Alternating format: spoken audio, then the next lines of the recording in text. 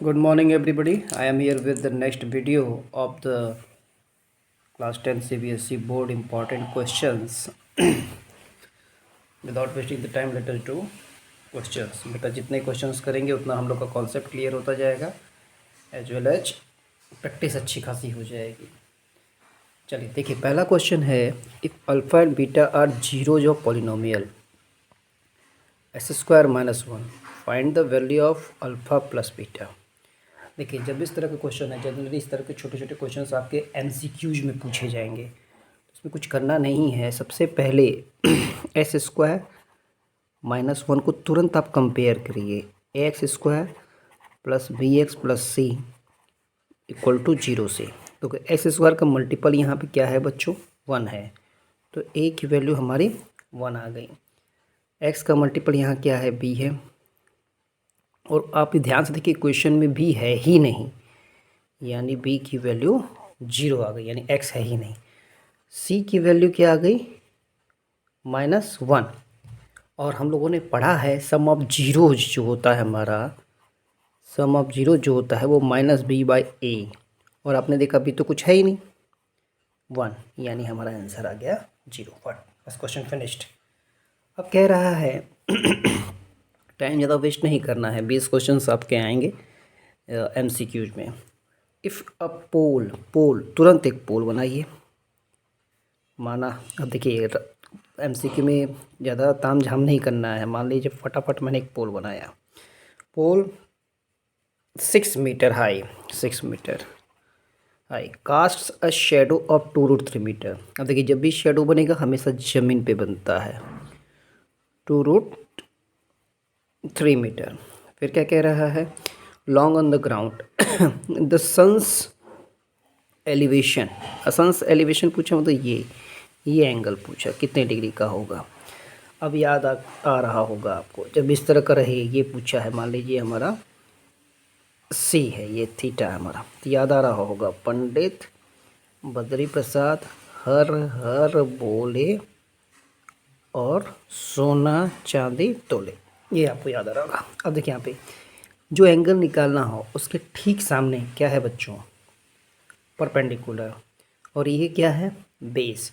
और परपेंडिकुलर और बेस का रिलेशन क्या होता है, टेन का। तो tan theta equal to perpendicular upon base.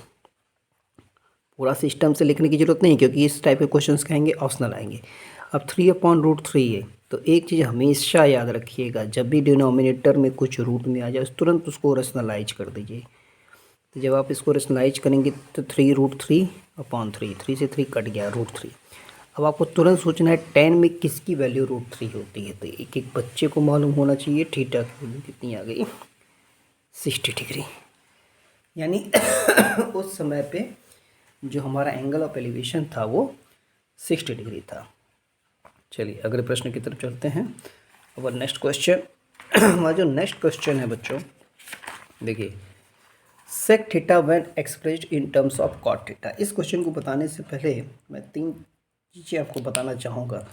मैं अपने सारे स्टूडेंट्स को कहता हूँ, कोचिंग में, ट्यूशन में, स्कूल में 3 फॉर्मूला आप एकदम रट डालिए, sine square theta plus cos square theta equal to 1।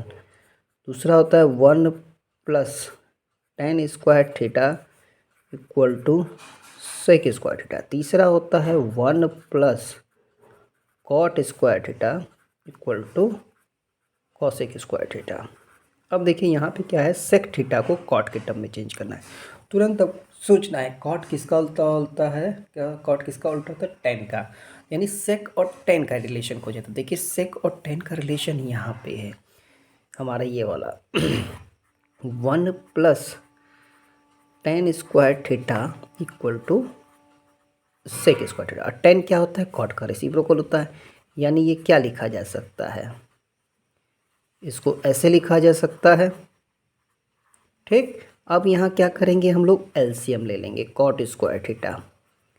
जब कॉट स्क्वायर थीटा मैंने एलसीएम लिया तो यहाँ क्या आ जाएगा, ये cot square theta plus 1 equal to sec square theta.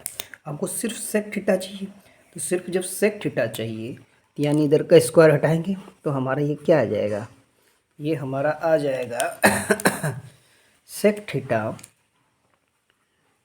Theta under root जब करेंगे बच्चों तो ये तो अंडर रूट में रहेगा, कॉट स्क्वायर थीटा प्लस 1 और एक कॉट स्क्वायर थीटा बाहर आ जाएगा, यानी ये हमारा आंसर आ जाएगा।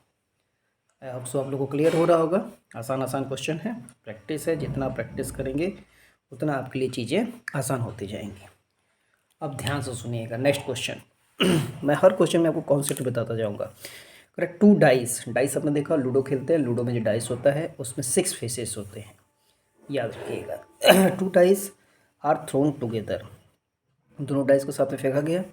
The probability of getting the difference of numbers on their upper faces equals to 3, मतलब कि 3 हैं, अगर 3 है, मान लीजिए क्वेश्चन मैंने लिखा 3 भूल गया, उनके अपर फेसेस का डिफरेंस अगर 3 है तो उनकी प्रोबेबिलिटी क्या होगी। बहुत ध्यान से सुनना है बच्चों। देखिए एक पहला तो इसका एक फॉर्मूला याद रखिए कि डाइस में कितने फेसेस होते हैं, 6 फेसेस होते हैं। कितने डाइस फेंके गए हैं, 2 डाइस फेंके गए। तो टोटल आउटकम जो होगा इसका बच्चों, टोटल आउटकम जो होगा 6 फेसेस हैं, फेंके गए 2, ठीक। तो ये कितना हो गया 36, क्योंकि 6 इज 36 हो गया, ये आपका टोटल आउटकम होगा। अब क्या कह रहा है, अब देखिए ध्यान से देखिएगा। फटाफट करने का तरीका होता है, स्टार्टिंग में आपको समझने में टाइम लगेगा, फिर फटाफट उठता जाता है वो। दोनों डाइस में ये हमारे नंबर्स होते हैं। अब कह रहा है मैंने जब दोनों डाइस फेंका तो दोनों डाइस के जो नंबर्स आ रहे हैं उनके बीच का डिफरेंस मुझे 3 चाहिए। अब ध्यान से देखिएगा, मान लीजिए 1 है, पहले डाइस में 1 आया तो 3 के डिफरेंस के लिए इस पर कितना आ सकता है, एक ही पॉसिबिलिटी है 1/4, ठीक। अगर 2 लिया यानी 2/5, अगर 3 लिया 3/6। अब ध्यान से देखिए, इसमें अगर 4 आया 4/1, इसमें अगर 5 आया तो 5/2, इसमें अगर 6 आया तो 6/3। हमारे पास सारी चीज़ें आ गई। यानी अगर दूसरे डाइस में 1 आएगा तो इसमें 4 आएगा, इसमें से तो टोटल अब यहाँ काउंट करें कितने हैं, 1 2 3 4 5 6। तो प्रोबेबिलिटी निकालने का तरीका क्या होता है, फेवरेबल आउटकम यानी कितने 6 अपॉन टोटल आउटकम यानी 36। काट दीजिए इसको, यानी हमारा आंसर कितना आ गया 1/6। ऑप्शनल में फॉर्मूला लिखने की कोई ज़रूरत नहीं है, फटाफट कैलकुलेशन करना है। चलिए अगला क्वेश्चन देखते हैं। अगला क्वेश्चन हमारा ये है कि इस तरह से हमारे पास वैल्यू दी है, देखिए 6 सेंटीमीटर है, ये 5 सेंटीमीटर है, AC की वैल्यू 6 सेंटीमीटर है, OC की वैल्यू 5 सेंटीमीटर है। यहाँ QR की वैल्यू 3 सेंटीमीटर है, PR की वैल्यू x है और हमको x पता करना है। और उसके लिए कंडीशन हमारे पास दिया हुआ है, in the given figure triangle ABC is similar to triangle QPR। देखिए लिखा है triangle ABC similar to triangle PQR। फटाफट ध्यान से देखिएगा।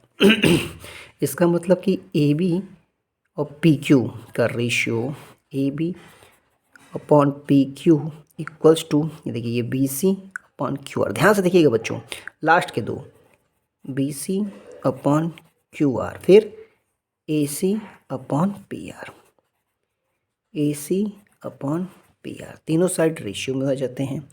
तीसरी चीज़ क्या होती है, इसकी एंगल A इसका एंगल P के इक्वल हो जाता है, एंगल B एंगल Q के इक्वल हो जाता है, एंगल C एंगल R के इक्वल होता है। एंगल से कोई मतलब रखेंगे नहीं क्योंकि इसमें एंगल के बारे में कुछ भी नहीं दिया हुआ, तो साइड्स पे आ जाते हैं। अब देखा जाए वैल्यूज क्या क्या दिया हुआ है। देखिए AC दिया है 6 सेंटीमीटर, चलिए यहाँ पे दे दिया तो इसको पकड़ा जाए। और क्या दिया हुआ है BC यानी ये वाला, यानी ये इन दोनों को पकड़ा जाए, BC upon QR equals to AC upon PR। अब वैल्यू रखा जाए, BC जो हमारा दिया हुआ है वो 5 सेंटीमीटर दिया है, ठीक है, और QR जो दिया है हमारा वो 3 सेंटीमीटर दिया है। AC हमारा 6 सेंटीमीटर दिया है और PR हमारा X दिया है। अब इसके बाद हम लोग क्या करते हैं, क्रॉस मल्टीप्लिकेशन करते हैं, X का 5 से और 3 का 6 से। तो यहाँ पे क्या आ जाएगा, 3 × 6 18 आ जाएगा और ये 5 आ जाएगा x की वैल्यू। तो हम लोग क्या करेंगे, इसका आंसर निकालेंगे। देख लिया जाए एक बार हम लोगों ने सही लिखा है कि नहीं। AC हमारा दिया हुआ था, ये क्या दिया हुआ था, ABC सिमिलर टू क्यू पर AB/QP, ठीक है, BC/PR। देखिए यहाँ पे गलत लिख दिया ना मैंने, ध्यान से देखना बेटा, यहाँ QPR लिखा था मैंने, क्वेश्चन के हिसाब से गलत लिख दिया। ये बहुत छोटी छोटी चीज़ें ध्यान देने का, छोटा सा भी चीज़ मिस हो गया पूरा गड़बड़ हो जाएगा। देखिए AB/PQ तो ठीक है, BC/PR है, BC/PR और AC/QR है। चलिए इसको फिर से चेक करते हैं, इसको यहाँ से यहाँ काटते हैं। बहुत ध्यान से देखना बच्चों। तो देखिए मैंने यहाँ QPR को जब PQR लिख दिया, तो इसलिए सारा गड़बड़ हो गया। अब देखिए AB/PQ, BC/PR। अब देखिए BC की वैल्यू हम लोग लिखा जाए यहाँ से 5 सेंटीमीटर, PR की वैल्यू x दी हुई है, ठीक। AC की वैल्यू हमारे पास 6 दी हुई है और QR की वैल्यू हमारे पास 3 दी हुई है, ठीक। अब यहाँ से निकाला जाए x × 6 = 5 × 3। तो x की वैल्यू क्या आ जाएगी, 15/6। जब इसको काटेंगे 3 × 2 = 3 × 5 = यानी 2.5 सेंटीमीटर आ गया। देखिए इस क्वेश्चन में जगह गड़बड़ी हो गई थी, इसमें फिर से मैं इस क्वेश्चन को बता दे रहा हूँ। सबसे पहले क्वेश्चन को आराम से पढ़ते हैं। ट्राइंगल ABC सिमिलर दिया है QPR के, ट्राइंगल ABC सिमिलर दिया है QPR के। तो इसका मतलब क्या होता है, AB/QP, BC/PR और AC/QR पे जो वैल्यू दी हुई है हमने उसको रखा। BC/PR, BC हमारा 5 सेंटीमीटर दिया है, PR जो दिया है हमारा x दिया हुआ है, AC हमारा दिया है 6 सेंटीमीटर और QR जो दिया है वो 3 सेंटीमीटर दिया है।